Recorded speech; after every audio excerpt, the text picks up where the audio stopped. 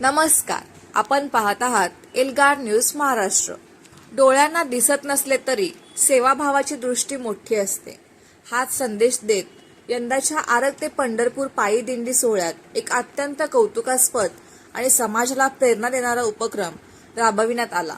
दिवसभर पायी चालून थकलेल्या हजारो वारकऱ्यांच्या पायांना आराम देण्यासाठी चक्क दृष्टीहीन दिव्यांग थेरपिस्टांनी पुढे येत फूट मसाज सेवा दिली। राजर्षी शाहू महाराज फाउंडेशनचे संस्थापक अध्यक्ष श्री प्रशांत चौगुले सर व युवा नेते श्री दीपकदादा कवाळे यांच्या प्रेरणादायी संकल्पनेतून हा उपक्रम साकारण्यात आला होता। सुरैया वेदनामुक्ती केंद्र, ॲक्युप्रेशर व आयुर्वेदिक मसाज थेरपी यांच्या सहकार्याने 21 मे 2026 ते 25 मे 2026 या काळात सलग 4 दिवस ही सेवा अखंडपणे सुरू होती।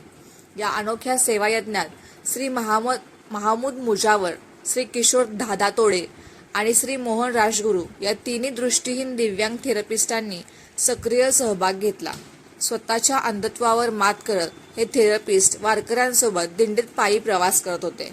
दिवसभराच्या पायी वारीने थकलेल्या, पायी सुजलेल्या भाविकांना या थेरपिस्टांच्या हातातील जादुई उपचारांमुळे, मसाजमुळे मोठा दिलासा मिळाला। या उपक्रमाला वारकरी भक्तांनी उत्स्फूर्त प्रतिसाद दिला। सेवा घेताना अनेक वारकरी भावूक झाले।